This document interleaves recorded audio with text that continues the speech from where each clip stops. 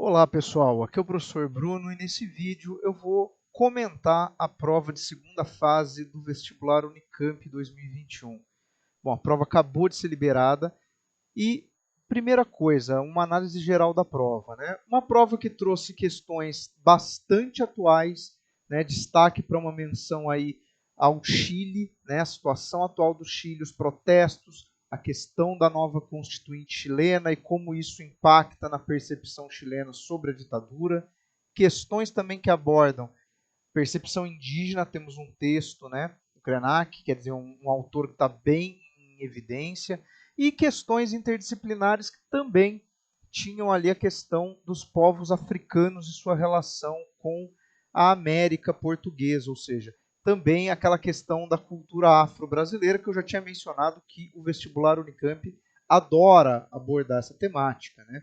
Então, uma prova difícil, tem questões aqui que eu imagino que muitos candidatos tenham tido certa dificuldade de estabelecer exatamente o que era o limite daquela questão, né? Até onde ir, o que ela queria propor, mas uma prova condizente com aquilo que o vestibular Unicamp tem cobrado nos últimos anos, né? E condizente com o momento atual, né? Com essas questões que abordam atualidades, mas vamos falar da prova, né? Antes disso, eu vou pedir para você se inscrever aqui, compartilhar esse vídeo com seus amigos que também prestaram essa prova, que também querem dar uma olhada, numa opinião de como é que foi, qual seria um caminho de resposta.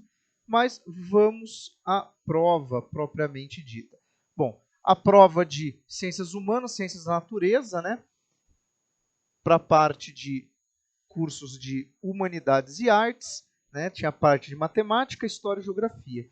Primeiro, vamos falar das duas questões interdisciplinares, né? A questão 1 e 2, que eram as questões da parte de humanos. Então, aqui nós temos, né, uma imagem e diz o seguinte: as imagens produzidas por artistas europeus, tal como vemos na pintura do holandês Jean de Ves de Hem, não sei falar holandês, não sei pronunciar o nome corretamente, tiveram um papel importante na construção do conceito de exótico no imaginário da Europa na era moderna. Bom, e aí vem dois textos, né, que tratam dessa situação. Naquele contexto, a pintura apresentava itens obtidos quando se exploravam e se colonizavam países em cantos distantes do mundo. A natureza, os elementos que a representam, é assim quase um estudo científico e novamente uma alusão à abundância obtida graças ao vitorioso comércio holandês. Segundo texto, os colonizadores exerceram diversas operações que levaram à configuração de um novo universo de relações intersubjetivas de dominação entre a Europa e as demais regiões e populações do mundo, às quais estavam sendo atribuídas no mesmo processo novas identidades geoculturais. Tá. Parte A, tem A da questão. O exótico é estabelecido a partir de uma relação assimétrica entre universos diferentes. Justifique porque a imagem ao lado apresentaria características exóticas e relacione essa adjetivação ao pensamento colonial da época. Bom, pessoal, basicamente exótico é tudo aquilo que difere do nosso universo, do nosso habitual, aquilo que vem de outro lugar, de outra cultura, que é observado até com um certo estranhamento e fascínio. Bom, vamos olhar a imagem, né? A imagem você tem frutas diversas, né, trazidas de lugares tropicais, você tem uma arara, ou seja, você tem aquilo que caracteriza essa visão do exótico. Então, vamos lá. Justifique porque a imagem ao lado apresentaria características exóticas. Bom, porque a imagem representa uma fauna e uma flora que não são típicas da Europa, ou seja, é visto como exotismo, é visto como algo excêntrico, algo que ilustra a realidade de outro lugar. E relaciona essa adjetivação ao pensamento colonial da época. Bom, essa é a percepção do europeu sobre o resto do mundo, né? É sempre visto com esse estranhamento, com essa curiosidade, com esse fascínio. Então você tinha que trabalhar aqui com esses conceitos para elaborar a sua resposta. B. Apresente uma semelhança e uma diferença entre a experiência colonial holandesa e a portuguesa. Bom, aqui já é uma questão muito mais objetiva, né? Uma semelhança. A gente pode dizer que tanto holandeses como portugueses tinham interesses mercantis nas suas colônias, ou seja, a grande motivação era a obtenção de lucro, né? Eram as atividades comerciais. Uma diferença que nós podemos pontuar tem relação até com a cultura dos povos colonizadores, né? Portugal impõe uma cultura católica nas regiões coloniais, já os holandeses, né, eram praticantes do protestantismo calvinista, né, no período em que se lançaram as colonizações. Então a gente pode estabelecer essa diferença, né? Havia uma diferença religiosa entre esses dois povos, né? O catolicismo português e o protestantismo holandês. Já seria uma diferença interessante. Seria mais difícil você tentar diferenciar por outros aspectos, porque os holandeses ocuparam o Caribe, ocuparam a América, ocuparam também regiões tropicais, tinham na cana-de-açúcar um interesse comum, né, na exportação de produtos tropicais, então as semelhanças são mais nítidas nesse caso, né? As diferenças realmente seria algo um pouco mais complicado. Essa questão cultural, né, de catolicismo e protestantismo é bem interessante para você pontuar. Bom, vamos à segunda questão interdisciplinar, que sou obrigado a dizer que eu vi já tinha lido esse texto anteriormente, né, sobre o trono, né, do rei do Daomé. Em 10 de outubro de 1810, Adandozan, rei do Daomé, atual Benin, enviou uma carta para o Brasil endereçada a Dom João, príncipe regente, acompanhado de uma lista de presentes contendo objetos de prestígio, cujo uso era privilégio real.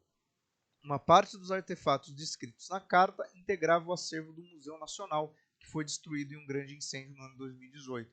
Olha, de novo, algo que remete à atualidade, né? Ainda mais no campo da história. Entre os objetos de Adandozan, usou para presentear Dom João, destaca-se um trono do rei Daomeano, imagem ao lado, cetros, bengalas, bolsas, sandália e adornos. Bom, com base no excerto e na imagem, cite e explique uma das funções assumidas pelos objetos no âmbito da diplomacia estabelecida entre Brasil e África no começo do século XIX. Ó, aqui é interessantíssima essa questão. Por quê? Esse trono, esse cetro, são itens que, do ponto de vista do Daomé, representa a monarquia. Ou seja, a gente pode dizer que, ao presentear Dom João, o rei do Daomé o reconhece, embora estando no Brasil, como soberano, como autoridade portuguesa. Agora, o que isso tem a ver com a diplomacia entre Daomé e Portugal? Pessoal, o Daomé era um reino africano, mas não era uma colônia portuguesa exatamente. Mas era um reino africano que negociava escravos. Então aqui você pode também falar que, ao presentear Dom João, ao estabelecer esses vínculos com a coroa portuguesa no Brasil, o Daomé procurava manter os laços que ligavam o comércio de tráfico africano entre eles e a América Portuguesa. Então você também podia amarrar desse jeito, né? Óbvio, era uma questão relativamente difícil, porque não é um reino africano que nós estamos muito acostumados a ver em sala de aula. Mas aqui também é uma função do vestibular de, aos poucos, obrigar a gente a se debruçar sobre essas relações entre África e Europa, África e América, fugindo muito daquele estereótipo, né, de colonialismo, de uma dominação simplória sobre os povos africanos. B. Descreva o impacto da destruição desses objetos no incêndio do Museu Nacional para o Brasil e para o Benin. Bom, aqui você tinha que estabelecer uma resposta na linha da perda de artefatos históricos, né, na perda de objetos que representam a arte, a cultura, até a memória, né, dessas populações, né, um artefato importantíssimo, né, que se perdeu, assim como outros que desapareceram no incêndio do Museu Nacional. Né? Questão interessante por fugir um pouco, né, das temáticas aí, mais clássicas e convencionais sobre a questão entre África e Brasil. Bom, aí vamos às questões propriamente da prova de história, que estavam lá a partir do item 11 até o 16. Pessoal, questão número 11. Uma questão que falava do papel das mulheres, relações de gênero, também outra coisa muito recorrente no vestibular Unicamp, e usava aqui um texto que remetia à antiguidade, né? Fala da Odisseia. Milhões de mulheres vivem algumas frustrações derivadas de mecanismos que as silenciam e que as afastam dos centros de poder. O mundo dos antigos gregos e romanos pode nos ajudar a compreender a construção desses mecanismos. Na fundação da tradição literária ocidental, temos o primeiro exemplo registrado de um homem mandando uma mulher calar a boca. Refiro-me à Odisseia de Homero, escrita há quase 3.000 anos. Tendemos hoje a pensar na Odisseia apenas como uma épica história de Ulisses e seu retorno para casa após a Guerra de Troia. Mas a Odisseia também é a história de Telêmaco, filho de Ulisses e Penélope. É a história de seu crescimento e de como ao longo do texto ele amadurece, passando de menino a homem. Esse processo surge no primeiro livro do poema, quando Penélope desce de seus aposentos e vai ao grande saguão do palácio, onde um poeta se apresenta perante a multidão. Ele canta as dificuldades encontradas pelos heróis gregos ao voltar para casa. A música não a agrada, e ela, diante de todos, pede-lhe que escolha outro tema, mais feliz. Nesse momento, intervém Telêmaco. Mãe, volte para seus aposentos e retorne ao seu próprio trabalho. O tear e a roca. Discursos são coisas de homens, de todos os homens, e minhas, mais que de qualquer outro, pois meu é o poder nesta casa. Então, um texto que usa ali o mundo antigo, mas vai falar de questões de gênero que são extremamente atuais, né? Explique um papel social atribuído ao universo masculino e outro ao universo feminino na antiguidade clássica. Pessoal, aqui a gente pode falar da oposição entre o público e o privado, né? O homem assumia as funções públicas, a guerra, a política, a oratória, né? O se colocar diante dos outros, né? O papel de comando das atividades econômicas, das atividades de gerenciar a casa também, a família, né? O patriarcado. Já a mulher era restrita às funções privadas do ambiente doméstico, aquelas funções da casa, cuidar dos filhos, né? Fazer os trabalhos domésticos, a função da maternidade, fundamentalmente. Então, aqui você podia falar, né, que os homens exerciam os direitos de cidadão, né, os direitos da cidadania política, enquanto as mulheres eram muito confinadas às atividades de mãe, né, as atividades de cuidado da casa. Né? Embora dentro da casa ela ainda faça isso sob a ordem do homem, né? Afinal, é o chefe da família. B. De acordo com o texto, porque a Odisseia pode ser revisitada para a compreensão do mundo contemporâneo. Porque olha o exemplo que ela dá da Odisseia e olha como ela fala disso no início do texto, né, a autora. Você vê ali a origem de uma cultura ocidental eminentemente masculina, eminentemente machista, aonde os homens exercem poder e têm autoridade sobre as mulheres. As mulheres devem se calar. Ou seja, você pode procurar na Odisseia a origem de um mundo fundado no patriarcalismo, fundado na submissão das mulheres aos homens. Ou seja, isso vem de uma cultura do mundo antigo. Isso não é uma invenção contemporânea, mas a raiz está ali. Né? Muito legal a questão, né? Uma forma de abordar um problema contemporâneo, procurando ali as suas origens culturais. Questão 12. Né? Em um estudo amplamente divulgado pela historiografia luso-brasileira, o historiador Charles Boxer afirmou: entre as instituições que foram características do Império Marítimo Português e que ajudaram a manter unidas as suas diferentes colônias, contavam-se o Senado da Câmara, as Irmandades de Caridade e as Confrarias Laicas. A partir da leitura do texto, seus conhecimentos, cite e explique uma função de uma das instituições citadas no texto que contribuía para a manutenção da unidade de diferentes colônias do Império Marítimo Português. Bom, aqui era para escolher uma delas, mas tinha 3 ali citadas no texto. Vamos lá, Senado da Câmara. Pessoal, isso era uma parte da burocracia colonial portuguesa, ou seja, qual era a função? Era passar as leis, transmitir as ordenações, vindas do rei, porque a gente não pode esquecer que era um sistema absolutista, mas repassar as ordenações reais às colônias, aplicar às colônias, mantendo o quê? Uma unidade legislativa, fazer a vontade do rei valer em todas as colônias.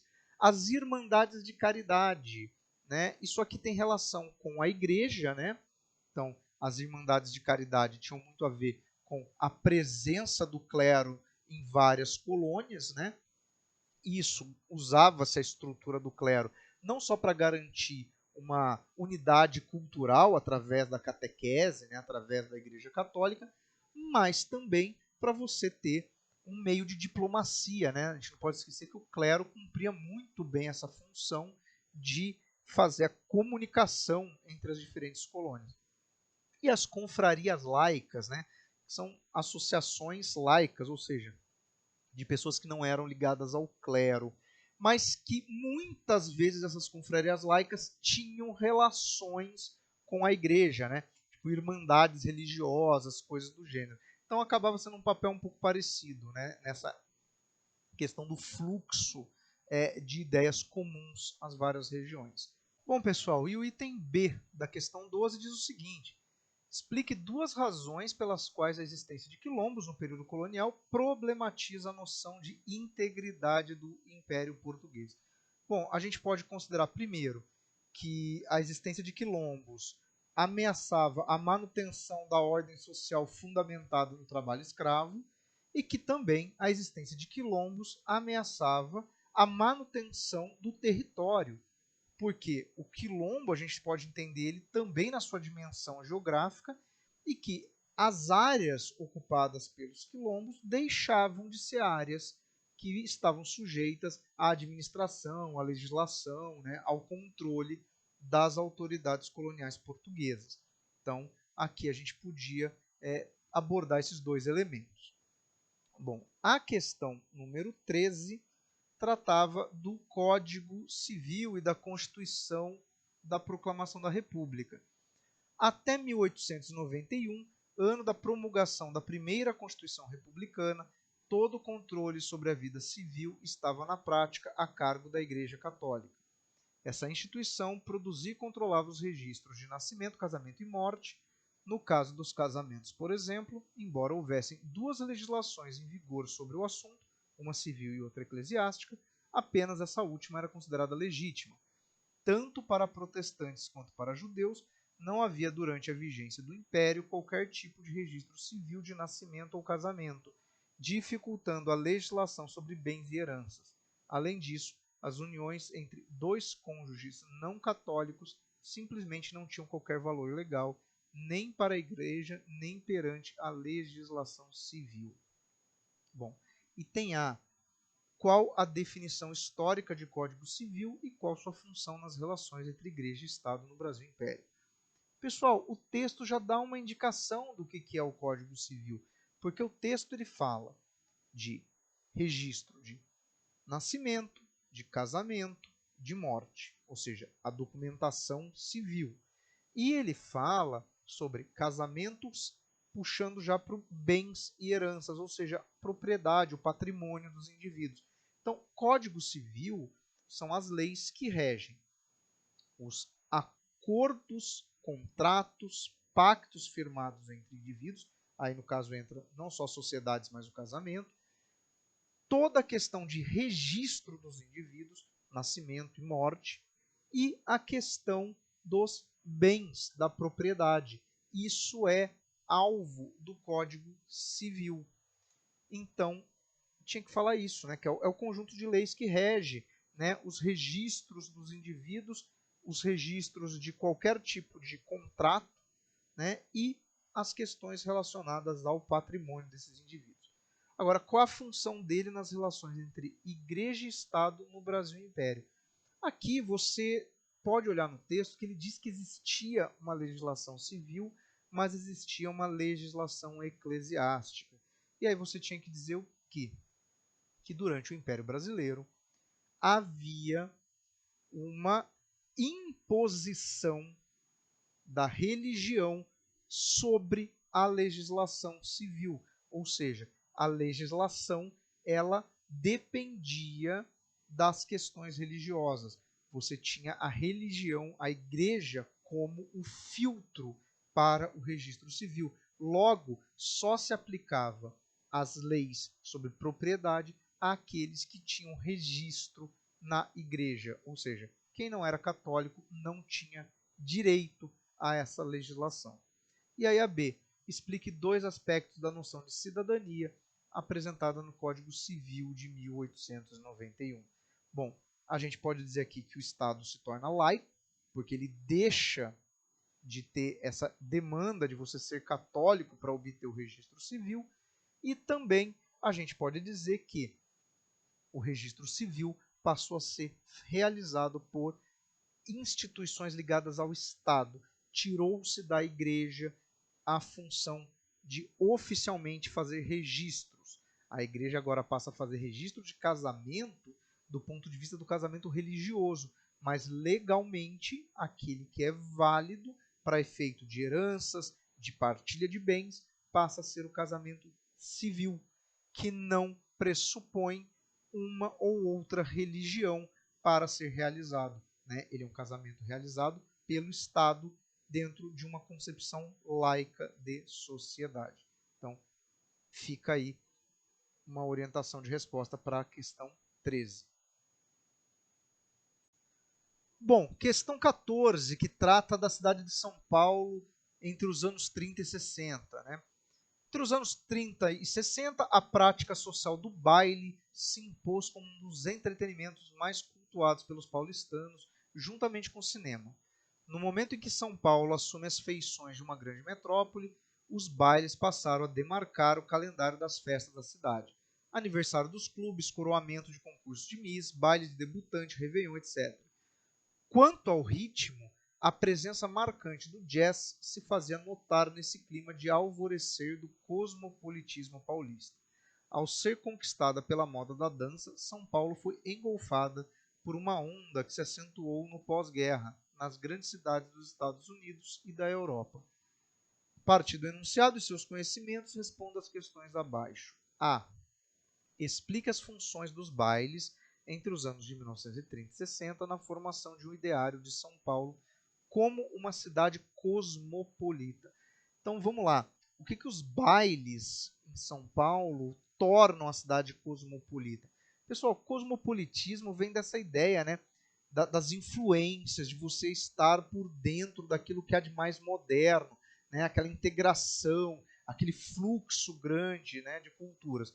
Então tem a ver com o seguinte, esses bailes refletiam a influência do que era tendência na Europa e nos Estados Unidos. O jazz, óbvio que isso era algo da elite, então você também pode falar que os bailes cumpriam uma função de demarcar um lugar social da elite que incorporava influências culturais vindas dos Estados Unidos e da Europa e que eram considerados símbolos da modernidade. Então, era essa a situação. B. Caracterize o mundo do trabalho nas cidades brasileiras no contexto do pós-guerra. Então, aqui ele está pedindo para você falar, bom, como que era o contexto do trabalho nas cidades brasileiras pós-1945? Nós já tínhamos a CLT, né, do governo Vargas, do Estado Novo, e nós vamos ter, na sequência da Segunda Guerra Mundial no Brasil, o governo Dutra, o governo Vargas novamente, o governo JK, ou seja, é o período do nacional desenvolvimentismo, um acelerado processo de urbanização e de industrialização do Brasil. Então você pode dizer que o mundo do trabalho nas cidades brasileiras do pós-Segunda Guerra Mundial era um mundo de trabalho que estava se industrializando rapidamente, se urbanizando rapidamente. Então nós temos uma migração acentuada do campo para a cidade e que você já tinha uma legislação trabalhista que garantia, que regrava o trabalho e garantia certos direitos aos trabalhadores, especialmente do setor industrial. Então, era para você aí pegar alguma dessas noções, né, e articular. Óbvio, não precisava colocar tudo isso, Vargas, Dutra, mas dizer que era uma sociedade urbanizada, industrializada e que já contava com leis trabalhistas, né? Isso era fundamental. A questão número 15 fala do Chile. A questão extremamente atual. Desde outubro de 2019, temos visto maior mobilização social das últimas décadas no Chile. Nesta série de protestos, chamado de estalido social, estouro social, emergiu de forma recorrente uma apelação a processos históricos que não deveriam nos surpreender. Afinal, o que é uma crise que conduz a um novo pacto social via Assembleia Constituinte, senão um acerto de contas com a história? As referências à transição para a democracia e à ditadura de Pinochet, 1973 a 1990, longuíssimo período, né, de governo de um único homem, são obrigatórias. No caso dessa história, dessa última, a referência é por haver imposto à força. Vou fazer de novo.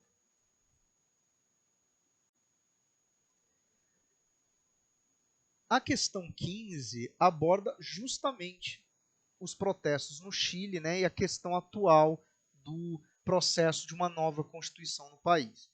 Então, tá lá. Desde outubro de 2019, temos visto a maior mobilização social das últimas décadas no Chile.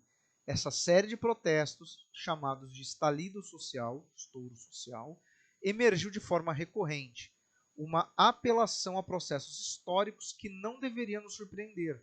Afinal, o que é uma crise que conduz a um novo pacto social via Assembleia Constituinte, se não um acerto de contas com a história?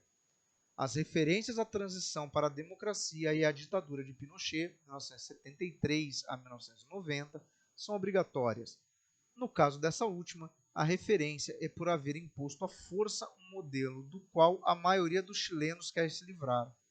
A Constituição de 1980 tem ocupado um lugar central no debate, para lembrar que no Chile não há uma Constituição verdadeiramente democrática. Bom, então vamos contextualizar para quem não sabe. O Chile viveu uma ditadura de 73, né, a queda do governo Salvador Allende por meio de um golpe, ditadura Pinochet até 1990.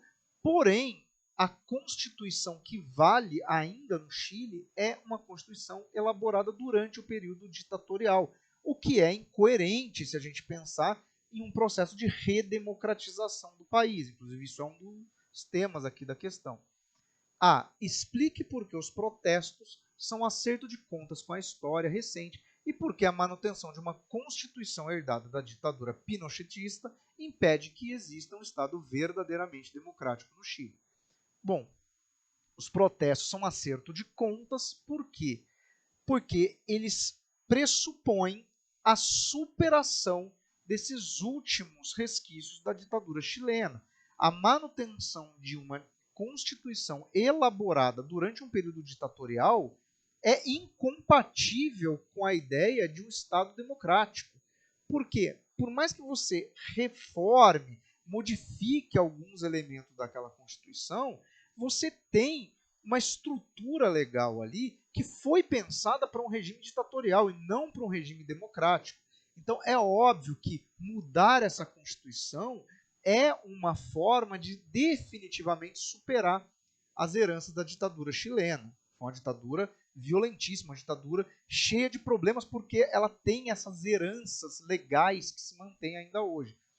Inclusive, não era aqui uma questão do item, não precisaria, mas só lembrando, essa Constituição chilena, por exemplo, ela não só é ditatorial, mas ela é baseada num princípio neoliberal que impede o Estado chileno de assumir a função, por exemplo, de cuidar da previdência social do país.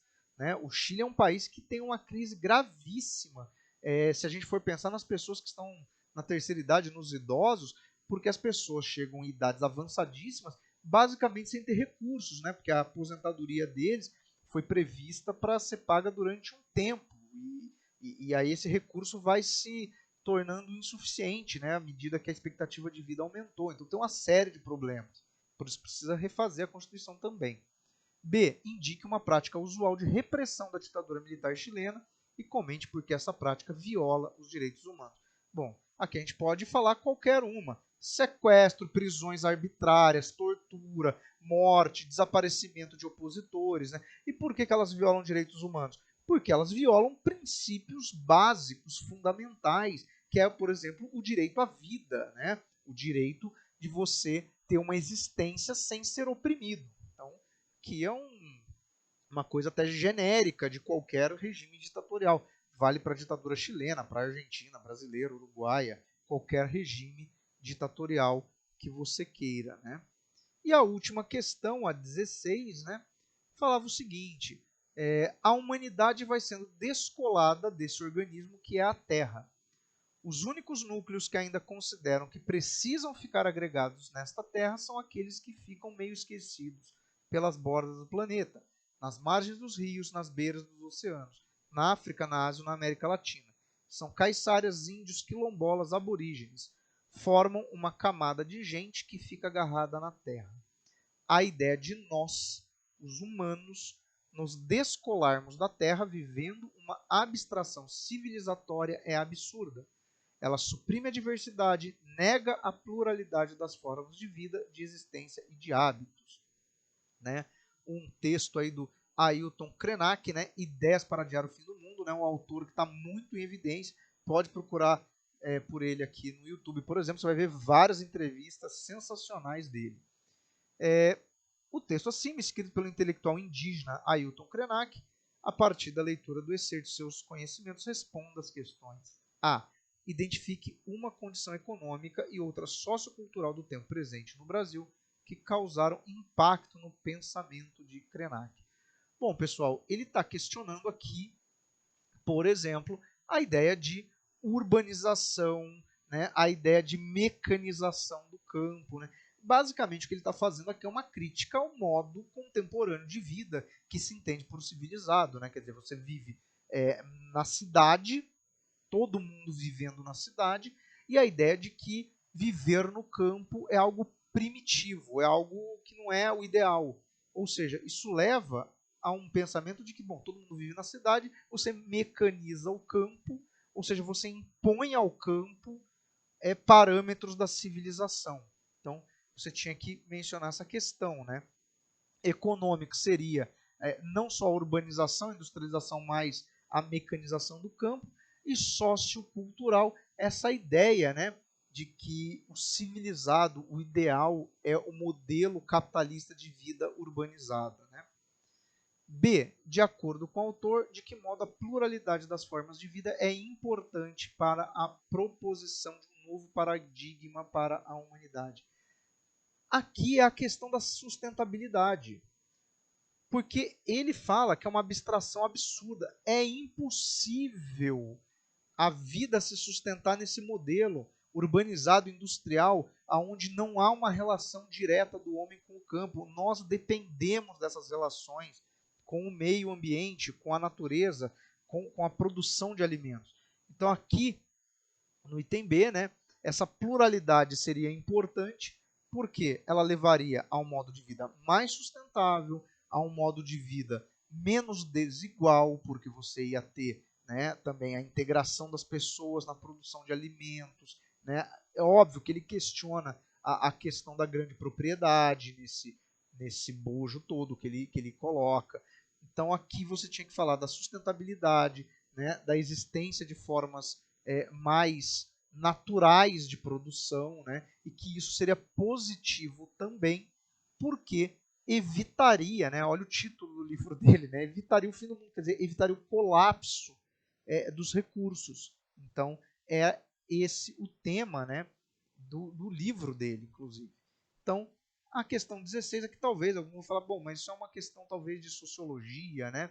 Mexe um pouco com essa questão né, da história, mas contemporaneidade. Sim, pessoal, a prova da Unicamp pressupõe que os temas de sociologia e de filosofia estarão aí dispersos nas questões interdisciplinar, na questão de história, né, alguma questão de geografia, talvez tenha algo de sociologia, mas eram essas questões, né? Bom, a minha ideia que era fazer um comentário da prova, não é bater, olha, o gabarito, se você não colocar isso, está incorreto.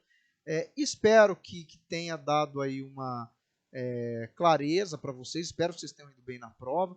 Se você tem algum comentário, alguma, pô, na questão tal eu fui por esse caminho, será que é interessante? Coloca aqui nos comentários, beleza?